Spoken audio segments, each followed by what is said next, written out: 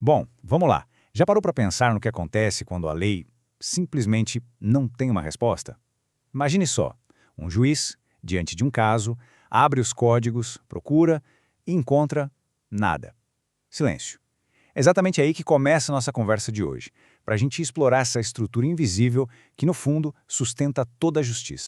E essa pergunta já chega para provocar, né? Será que o direito é só aquilo que está escrito, preto no branco, nos artigos de um código? Ou será que existe algo mais, uma força, uma ideia, um valor, que fica acima do texto e que guia as decisões mais difíceis? Para não ficar só na teoria, vamos para um caso real. Pensa num casal que viveu junto por 40 anos, uma vida inteira lado a lado. De repente, um deles morre. A pessoa que ficou vai buscar seus direitos de herança. O juiz, então, pega a lei da época, lá de 1916, e descobre que ela não previa esse tipo de união. Não tem uma linha sobre isso. A lei fica muda. E aí, o que se faz? Nega o direito e pronto?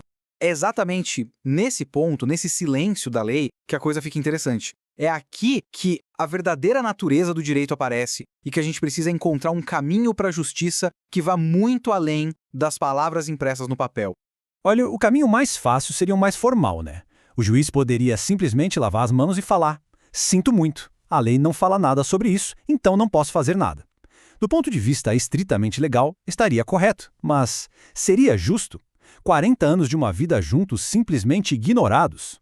Felizmente, o direito não é só isso. Ele tem um propósito muito mais profundo.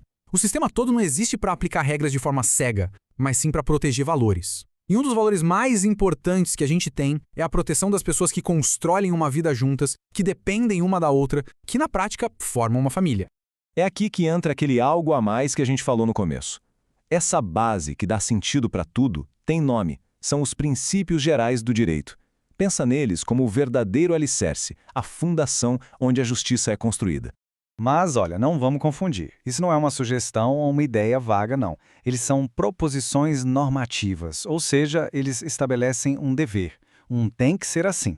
Eles são um reflexo dos valores mais importantes de uma sociedade, como justiça e dignidade, e servem de guia para interpretar e aplicar qualquer lei. E se a gente quebrar isso em pedaços, fica ainda mais claro. Um princípio é uma proposição normativa porque ele orienta como as coisas deveriam ser. Ele é fundamental porque está no coração do sistema. Tem generalidade máxima, ou seja, vale para várias áreas diferentes. E é axiológico porque carrega os valores essenciais, o DNA do nosso ordenamento jurídico. Agora, presta atenção, porque entender essa diferença que a gente vai ver é fundamental. É o que dá aos princípios todo o poder e a função especial que eles têm dentro do direito. Olha só que interessante esse contraste. Uma lei, uma regra, é como uma receita de bolo, sabe? É super específica, faça isso, a aplicação é direta. Já um princípio é mais como uma bússola. Ele não te dá o mapa exato do caminho, mas ele aponta a direção certa, o norte. Por isso ele é mais geral, mais flexível e precisa ser interpretado para cada caso. E essa citação nossa resume tudo de um jeito muito forte. Se alguém fura o sinal vermelho, quebra uma regra e leva uma multa, é uma sanção. Agora, ignorar um princípio como o da dignidade humana, isso não é só quebrar uma regra. É atacar a própria essência, a alma de todo o sistema de justiça. Então, que ferramentas são essas? Vamos conhecer agora alguns dos princípios mais importantes que um jurista tem na sua caixa de ferramentas para construir a justiça, principalmente quando a lei deixou um buraco.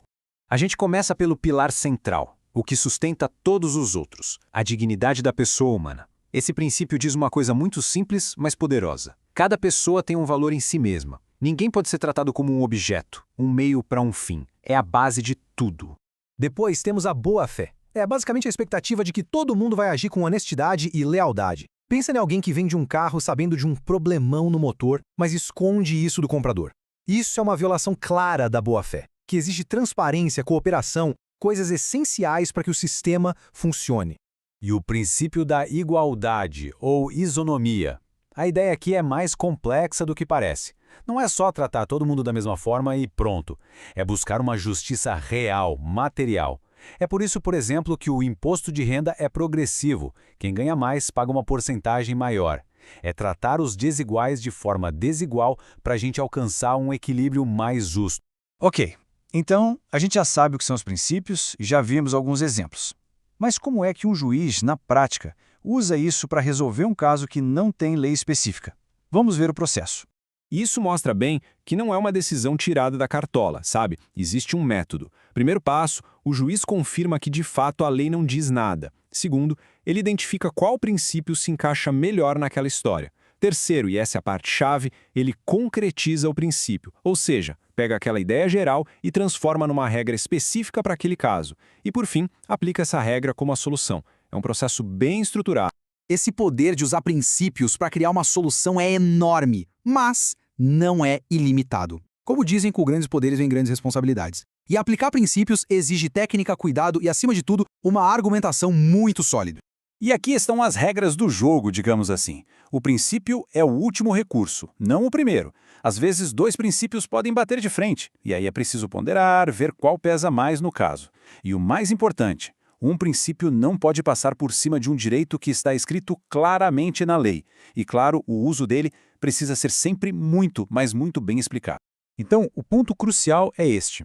Princípios não são um enfeite, não são uma opção. Eles são a fundação de valores, a base axiológica de todo o sistema. São eles que garantem que o direito continue sendo uma ferramenta de justiça, mesmo quando a letra da lei não é suficiente. E, para fechar, fica essa reflexão.